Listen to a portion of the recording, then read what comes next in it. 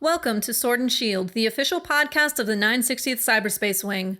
Join us for insight, knowledge, mentorship, and some fun as we discuss relevant topics in and around our wing. Please understand that the views expressed in this podcast are not necessarily the views of the U.S. Air Force nor the Air Force Reserve, and no endorsement of any particular person or business is ever intended.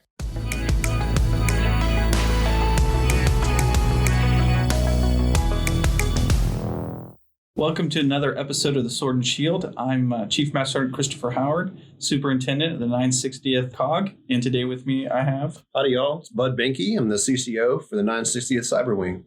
Welcome back, Bud. I know that it's been a while since you've had a conversation here on the Sword and Shield, and I just wanted to kind of talk a little bit about your position and how that works within the wing and some of the changes that we're looking at. You bet. So, love being on the podcast. Sam, you're doing a great job. Everybody seems to be enjoying the podcast. Good feedback. So, happy to be back. On our first podcast, Colonel Arridge and I talked about a CCO's role in strategic planning. Okay. How frequently we strategic plan, why we strategic plan, who's involved, who are the customers. Right. So, we did not get to talk a little bit about more CPI specific duties that a CCO or a wing process manager does. So I'm happy to talk about it, Chief. Thank you for the opportunity. I come from a maintenance background, and there's a lot of data to be recorded through maintenance, right. Scheduled, unscheduled, and there's millions of data points out there. Fail rates, man hours, critical parts, all that, right? Very actionable data. Yeah. It can be discrete. It can be not discrete. It can be, qualitative and quantitative equally are important. You have tons of quantitative data in maintenance. No kidding, no fluff data. Okay. So CPI is extremely important coming from a maintenance field. And so that's where I got my start in continuous process improvement. And I realized that personnel management issues are just as backward as maintenance processes and procedures. Right. Particularly, it was a shocker coming over to the reserves from an active duty component. Okay. Scheduling is very different. Very, right? There's a lot of things that come into play with a reservist versus RegAF. The RegAF, you have your normal day-to-day operations, other things that need to happen as well. Like when we're talking about maintenance, right? When is this part coming in? If we're talking about aircraft, when is the aircraft available for some of those repairs? Is it a red ball? Is it not a red ball, right? And then scheduling that with the right personnel and the right shift. With the reservist, kind of add that on top of when is a reservist going to come in? Does that align with annual tour? Does that align with RMPs? Does that align with, the UTA, et cetera, right? It's almost easier to run the CPI program or to participate and be a CPI practitioner in maintenance because numbers are almost laid out for you, right. And you got to put pieces of the puzzle together. I think maybe in the reserves, and I think maybe when you're not dealing in such a collected data perspective, we have to use some qualitative data in management and personnel and culture. And that's fine too, as long as we can show a current state, show the future state where we want to be, right. Highlight those gaps and just start chipping away, piece by piece at those gaps. Then you can find any ways of process, personnel, whatever improvement that you can find within an organization, you can find it. Right. But it is a little difficult working with deconflicting schedules within the reserves, something I learned within the first 6 months of coming on board. And so it was a shocker to me. But one thing I will say on the back end of that is that the folks in the reserves are probably more resilient because of it, because of so many struggles. Gotcha. That's where I'm willing to put my money on, and that's what I'm choosing to believe, because the improvement efforts that we've seen around the wing, our groups and our squadrons have been really large, and the small ones have been really effective. And so there's a lot of folks out there who want to take that next step and who want to make a difference. I think CPI, continuous process improvement, is not as robust, maybe not even as mature in the reserves as it is in an active duty element. Right. I agree, right? So you have on the RegAF side, it's really been incorporated quite well in that process, right? You continuously come back and forth with here's where we want to make the change, making the change, hot washing, and then adjusting for the next stage. With the reservist, our timelines do get expanded. As you talked about that scheduling, we're looking at the traditional reservist being 1 week in a month, 2 weeks a year. Those timelines really expand. Even look at EPRs. We do that every 2 years versus RegF does it every year. We have to look at it at a much more finite focus, especially for those UTAs, and then adjust AT. So I can see where, as a reservist, it does take us a little bit longer to get to some of those monumental changes, those large organization changes. But the good piece that you did point out was the fact that we are always in a constant stage of change as a reservist, right? Because of the way we do business, it's 1 week in a month, 2 weeks a year. You have to adjust every month. So that resiliency is definitely there. And the ability to flex and bounce back is far greater in a reservist, I think. And that's not to take away anything from our RegF brothers and sisters, right? It's just some of the ways we do business. I would say that mission sets on the RegF are fairly similar for the ebb and flow. It's just reservist. It's across the whole gambit. Sure. Standardization, right, is key. And the more experience and the more practicality that we gain, we're going to get better at it. And so that's one of my jobs, not only on paper every year during my appraisal. It's a job for me, but personally, I want to teach people how to fish for themselves. Right. And we can't expect Master Sergeant Vilman to run every process improvement activity for vouchers. She's going to be gone one day. She's going to be a chief one day. Right. And so we have to make sure that we can standardize her efforts, everybody else's efforts that we're currently doing when we're not in this seat one day for the next person. No, it actually spurs a thought to me right now. A good point, right? So as we go through these processes, a lot of success early on is based on the personalities of the leadership in that place, right? Or the individual taking on that particular project with the goal that we're going to take that personality-based success, change it into a process, and be able to sustain it and successfully repeat that, right? From that perspective, how would you challenge someone out there that's looking for that opportunity, that has that passion, that has that personality to take something like let's say vouchers like Beelman, maybe some other project, and run forward with it? If they're already exhibiting that display of passion, right, that's the first step. Okay. With any job, not just process improvement, any job in leadership that we have, whether you wear the uniform or not, it's got to come from within. You've got to be able to answer the first question, why? Right. Why is it important? And it's got to be important to you to put forth such a incredible effort, because continuous process improvement can be hard. Yes, and lengthy, right? In some cases. Hopefully not. Right. Hopefully, it's like a noodle loop. You perform one loop, and then the next year it's loop 2, the next year it's loop 3, right. And you're constantly evolving through this flight in the sky. So hopefully a process improvement event is not going on for longer than 12 months. Right. Now, there's always gaps to close, right? Yes. There's never a such thing as a perfect process, a perfect storm. So it's our job to identify, close the gaps, and then ultimately, like I said, sustain it so that the incredible work that's done during a 90-day or a 12-month process improvement event is continued for the next generation. My kids might want to serve. Right. And we cannot let that effort from that individual and that team go to waste. No, I agree, right? And that's some of the beauty of the process improvement is that the goals and the intent are there. And as you brought up the OODA loop, right?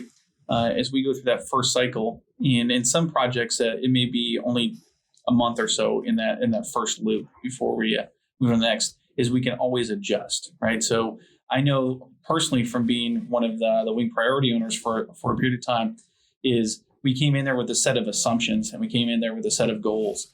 And then as we started flipping through that problem set, we realized, well, we need to adjust fire here. What we thought was the problem set, or what we thought might be the end goal, isn't really the true statement there. So we had to adjust and move forward.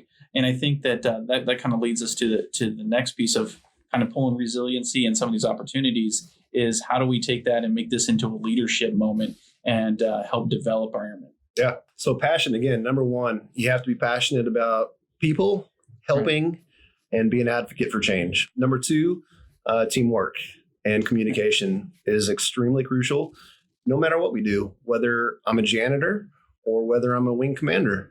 Right. We've got to work within a team, and we've got to share our history, share our guidance and our direction, where we want to go, and again, close that gap. Yeah. Spheres of influence can be easily change throughout our time. I'm going to learn something from this podcast today that I'm going to be able to tell somebody about tomorrow. Right. And so if you have the ability to share experiences with your team, constantly communicate, constantly provide vector checks, and be a wingman, then I think that's probably the second most important thing to understand when jumping into a continuous process improvement event or chasing a career like I have in CPI. And so, Chief, I think the third most important thing for a CPI practitioner to have is vision. Okay. And so the first two kind of mesh into the third, right? Mm-hmm. You have to be able to be resilient, right? We talked about the resiliency and reserve citizen airmen. We talked about the ability to effectively communicate up and down your chain with your team, with yourself, be honest with yourself even. And so the third thing, Chief, is a clear vision. Right. And so the first trait, communication, the second trait, teamwork, will help increase that vision. Okay. And I don't mean increase your aperture because we don't want to scope creep. Right. But I do mean thinking strategically. Right. What's that angle we're headed for, right? That type of vision. How we're going to, kind of that line that's going to take us to that direction. Not necessarily, finite, but we know that we're going to go that horizon. We're going to head towards that direction, and we don't know what we're necessarily going to find, but we're going to try to keep ourselves tight as a group and get somewhere on that horizon. We don't know. Yeah. And that's one of the most exciting things about CPI is that you're able to pivot very frequently. Right. And I think that enables a team to be very decisive. It enables a team to increase their ability to communicate. It increases the team's ability to be a wingman. Right. Because you want to show good work, but you also need to listen. Yes. No matter what role you have, right? That's a key piece that you learn through these processes as either a goal owner, project owner, a manager, or a team member of any one of those levels is how do I communicate and how do I adjust and learning what it takes to be a good leader and a good follower. Right. The amount of growth that I've seen through CPI events, virtual or not, preferably not, right, has been monumental in our wing. We had a visitor from the 860th come down a couple of weeks ago, and they made a remark that I'm going to paraphrase as best as I can. They hadn't seen that kind of energy around the wing staff in 3 years. Right. And that's a tremendous vote of confidence for the culture that's being spread around here. And so it seems like the first aspect of being a really good CPI practitioner, teamwork, right, the ability to communicate, and then the ability to have a vision on where you want to go. I think it's been proven, right? And so it shows with our programs, it shows with evaluations, it shows with the culture. Number one most important thing in what we do is spreading that kind of culture, catching fire, and continuing to let that fire just rage across the reserves. No, I agree. And what I did not hear from you though, Bud, was that there was a rank requirement, right? There was a position requirement, that there was some kind of education requirement prior to being part of any of this. Yeah. It goes to that attribute you talked about, that passion, the why. Right? If you as an individual inside this wing have a passion for whatever process, whatever problem set we have in front of us, then you are the candidate. It doesn't matter if you're A1C, doesn't matter if you're Lieutenant Colonel, right? It comes down to having a passion, a desire to make that change and being able to at least bring it to the table. And then we can build a team around that and move forward, right? Yeah, Chief, if you took an oath to protect and defend the Constitution of the United States, you're qualified. You're in. Right. No, so being a wingman is something that's not talked about. Maybe it is talked about, but I think maybe it should be talked about more. And we all have tremendous abilities to decompose problems and solve them. And so if you're passionate, if you're a problem solver, if you enjoy learning and you enjoy teaching others to fish for themselves instead of you doing all the work, right, you're absolutely qualified to become a CPI practitioner. So there's multiple levels of CPI influence you can have. You start off joining a team, right, and whether you're working under a priority champion working group, whether you're involved in a travel voucher event, whatever the event is, a leadership planning event, any kind of event that you can plan, a burger burn. There you go. Yeah. Right? Anything, you're going to get your chops. You're going to learn how to communicate effectively. You're going to learn how to be trusted with tasks. You're going to learn how to carry out those tasks proficiently, how to communicate those tasks. Comes down to execution too, right? So it gives everybody an opportunity to show some success and learn some attributes and traits, no matter where they're at inside that team. And I think that's one of the great things that we have in this wing going on right now is that culture of collaboration, with the idea that, yes, there is rank and structure when it comes to the military, good order and discipline. There is definitely lanes for leadership to make the decisions. And there's also lanes for directing. But when it comes to problem solving and executing against that whole accelerate, change, or lose, and being innovative and being inclusive and trying to get after the problem set that we have in front of us, we are very collaborative in this wing. And that's a point I love about your position is you help wrangle that collaboration quite often. You help focus some of those ideas, because I'll be honest with you, I've got a number of bouts of good idea fairy, popping in, right? Actually, as a younger senior NCO, I even talked about I was the good idea fairy killer, and I'd have little stickers to stick on the desk of all the fairies that were crushed. Not because it was a bad thing, but because I was the wrangler, right? We have good ideas. Okay, we're going to focus on this one and we'll move forward. But the point is that your position there helps take all those good ideas, bring them together, align them, help the teams form, and then you are able to stoke the fire and foster that team building. And you said something a minute ago that really stuck with me was you see the growth and that change in culture. What other thoughts do you have on that change in culture and that growth that you're seeing in our airmen here at the 960th Cyberwing? The first thought that comes to my mind is it's a reward to see culture change, because it's extremely hard to change a culture within an organization. Yes. So Harvard Business Review has put out probably the most famous study about changing a culture within an organization. It was back in 2008, 2009. And, the cycle time in order to change an organization is put at like 5 years. Right. And it's probably the most documented study on how to change a culture, how long it takes. So the reward for the last 3 years that we've been a wing has been the number one effect that's come into my mind. Number two is our ability to problem solve. Now, with that said, the problem that we currently have right now is that we have a lot of problems to solve. And we don't know exactly, with data, we don't know exactly which problems take priority. We have a bunch of non-standardized tools that we use. Okay. We have rating systems, we have risk-based analysis that we use, but it's not standard across the wing. And so one squadron might use it, one squadron may not. And so in order for us to strategically get on the same page, right, we need to standardize that part. We need to utilize our collaboration and the problem solving abilities that we have and mesh it with prioritization. Right. And of course, resources. We can have another podcast on resources, Sam. Lack of? Yeah, that's an hour conversation alone, right? We always need more money. We always need more people. But yes, how do we get after that? Yeah, so the first thing we can do as practitioners is removing waste, right? We work within the confines of what we have right now, and we make it work to the best of our abilities through collaboration, through problem solving, through communication, through leadership, right? And so the CPI methodology and tools that we use are simple. That's my job, is to teach them.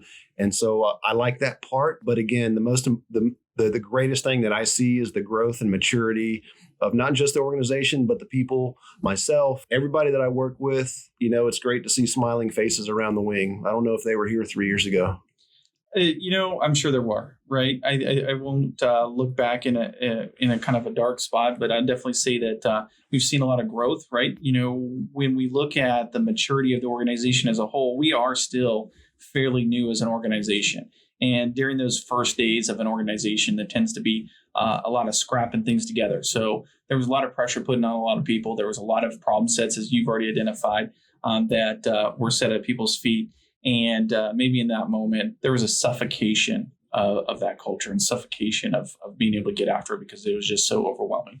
And over time and with some changes and some adjustments, I think that we're starting to be able to breathe, look at the problem set, be a little bit more objective, and get after it in a totally different way. And then we also, as we've grown and matured as an organization, we've found some hidden talents out there. And we've gotten lucky with some of those choices with individuals to help us get after those problem sets. And we've stoked that passion to get to the point where we have individuals taking on those problem sets wholeheartedly. And we've fostered the ability and the bandwidth for those priority owners and for those team members out there to make the decisions, right? We didn't choke that decision out. So we're giving oxygen to that thing and we're building that fire. And like you said, we'll run rampant with this thing, I think, as long as we keep that culture moving and that as leadership that we keep on giving the decision space to those individuals to make that change, as long as it doesn't break away from the priorities or get us into any kind of illegal statements, right? It can very easily, right? We can lose focus and we can scope creep and get away from the problem statement or the mission. But the ability to empower folks at the very lowest level of the Air Force has been incredible. That's another positive influence that I've noticed from leadership is that the 960th as a whole, our airplane has climbed extremely rapid, right? Yes. So our ability to accelerate change has been extremely steep, and it was great. It's a hell of a ride. It's been bumpy at times, but we're leveling off a little bit. We found a really nice altitude where we're cruising right now, and there's going to be a time, when we maybe do our next strategic planning event where we're going to have to increase our altitude again. Yes. And it's going to be another steep climb. So yes, we need practitioners at every level to feel empowered, to act empowered, and then right. to empower others for sure. Right. And definitely from, being the devil's advocate and the crusty chief, right? It's like, how do we know we're not perfect yet? And it really comes down to, are all these problems licked? And do we have room for improvement? And I think that definitely we have some room for improvement, and that empowerment will definitely aid getting us across that line. And on top of that, right, the outside world changes quickly, right? So even though we might be comfortable and plateauing today, as our adversaries adjust the way they do business, as the environment outside of the gates of the base change, we're going to have to make adjustments as well to get after that problem set a little bit differently. And that's where, as a leader, I would challenge all of our leaders out there. Where are you getting to your airmen? Where are you pulling that innovation from? Where are you tapping those ideas? Are you talking to your A1Cs? Are you talking to your senior airmen? Talking to the young staff? Those changes in our thought processes as military members, at least on the enlisted side, you'll see the biggest adjustment is when we go from airman to NCO. They start thinking about all the problem sets that they dealt with as an airman, and that's where we start to lose them. If we're empowering them in that senior airman, A1C through staff tech sergeant, I think then we capture two problems there. We get closest to the problem that's affecting our airmen, as well as we get after empowering them to be part of the solution versus just pulling chocks and rolling. Right. I don't know if you had any additional thoughts on that. Yeah, you got to watch out for the solar winds, right? Yeah. So yeah, our adversaries are constantly working to disrupt our flow and infiltrate. And sometimes we're susceptible, but here's a plug for CPI that I just thought of. Speaking about the Harvard Business Review, they did another study that military, and we're talking all branches, military CPI practitioners are the most influential CPI practitioners out there because of organizations having a set budget, right? If you're working with Tesla, budget's a little different than what we have at the 960th Cyber Wing. And so we have to be extremely mindful of that and work within our confines of operations. Right. And so the ability to think outside the box is even greater in the military. And so those are two reviews that I thought were extremely beneficial to me going through my CPI career, understanding, wow, this is a hell of an opportunity for an organization, but for me individually on where I want to be, where I want to retire, the influence that I can learn from folks and the influence that I can share with others. So appreciate it, but I think that just that's a key off to another whole conversation that I'd love to have and dig through that personally. But I was wondering if you want to close out this particular podcast with any last parting words. I'm ready to go eat some barbecue. Gotcha. I'm smelling it myself. But Bud, thank you for your time. Thank you for your insight. Thank you for your leadership and your passion for CPI. I honestly do believe that it's this position and you specifically helping stoke some of that fire that we have in our airmen and helping us focus our goals and priorities and making that change that we need to have as an organization. We identified that over the last 3 years, we've seen a lot of improvements, and I expect over the next 5 or 10 that this organization is going to probably be one of the top ones in the reserves. At least that's what I'm hopeful for. Maybe I'm a little biased, and I'm okay with that. But thank you so much for all that you do for our airmen in the cyber wing. My pleasure, Chief. This job is extremely rewarding for me. I'm empowered every day to work with teams, to communicate, and to share experiences. So I feel extremely blessed to be here, and not only to work in the realm that I work in, but to work with people that I work with. So thank you. The pleasure is all mine. Let's go eat. Awesome. Thank you. All right, gladiators. This concludes another episode of The Sword and Shield. As I like to tell you, keep on stabbing our enemies in the face through cyberspace and get after it. And thank you for all you do.